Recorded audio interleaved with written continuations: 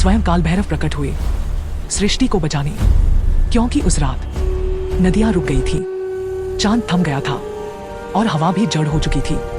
समय को एक असुर ने कैद कर लिया था। त्रेतायुग के उत्तरार्ध में महर्षि लोपामुद्रा के आश्रम में एक विचित्र घटना घटी। एक रात अचानक ग्रह स्थिर हो गए, चंद्रमा अपनी कक्षा में रुक गया, नदियां बहना बंद हो गईं, जीव जंतु तक मानो जम से गए हों। सभी ऋषि अचंभित थे, समय कैसे रुक सकता है, यह तो सृष्टि धर्म के विरुद्ध है।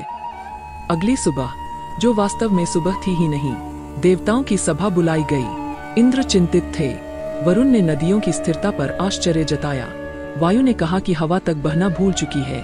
तभी अचानक सभा में एक शीतल गूंजती हुई आवाज फैल गई। वह आवाज थी यमराज की। यम बोले, एक अत्यंत दुष्ट असुर ने शिव द्वारा निषिद्ध काल शोषक मंत्र का प्रयोग किया है।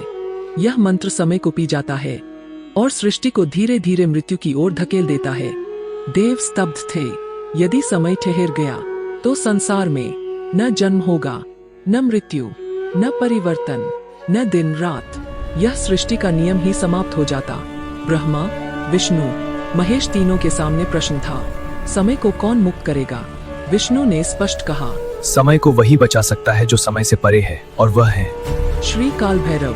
कैलाश पर महादेव समाधि में थे। देवता उनके चरणों में गिरे। एक क्षण, दो क्षण और तीसरे ही क्षण शिव की जटाओं के भीतर से एक प्रचंड अग्निशिखा उठी। अग्नि बढ़ती गई, फैलती गई, मानो आकाश को निगल ले, और उस अग्निमंडल में प्रकट हुए काल भैरव, समय के स्वामी, न्याय के संरक्षक। उनका स्वर अति गूढ़, कौन है जो समय पर अधिकार चाहता है?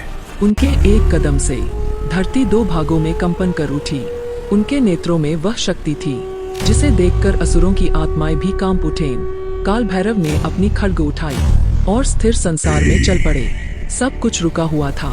नदी के जलकण, गिरता हुआ पत्ता, उड़ता पक्षी, चलती वायु, बहता समय, पर केवल एक शक्ति चल रही थी, काल भैरव।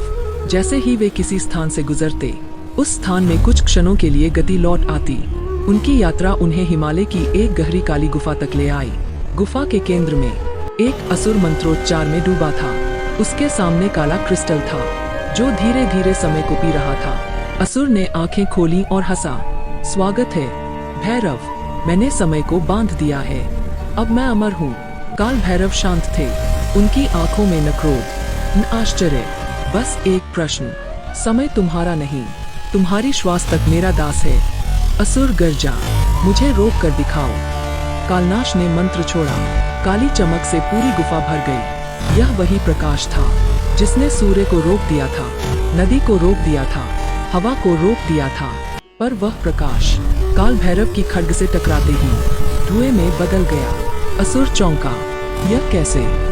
काल भैरव बोले, समय को जिसने रोका है वह समय का दास है, पर मैं समय का स्वामी हूँ। भैरव ने एक प्रहार किया, असुर का क्रिस्टल चकनाचूर हो गया।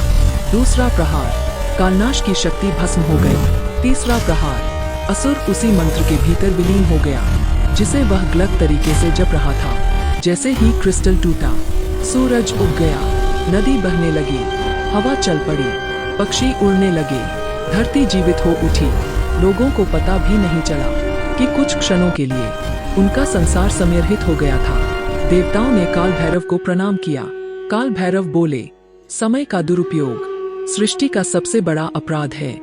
जिसे समय का अभिमान होता है उसका अंत काल स्वयं करता है। और वे उसी प्रकाश में समा गए जिससे प्रकट हुए थे। काशी में जो काल भैरव मंदिर है, वहीं वह दिव्य खड्ग सुरक्षित है जिसने समय को मुक्त किया था। और आज भी मान्यता है, काशी में जन्म मरण का निर्णय सबसे पहले काल भैरव के पास जाता है, क्योंकि समय देवता नहीं, समय महाकाल भैरव का सेवक है।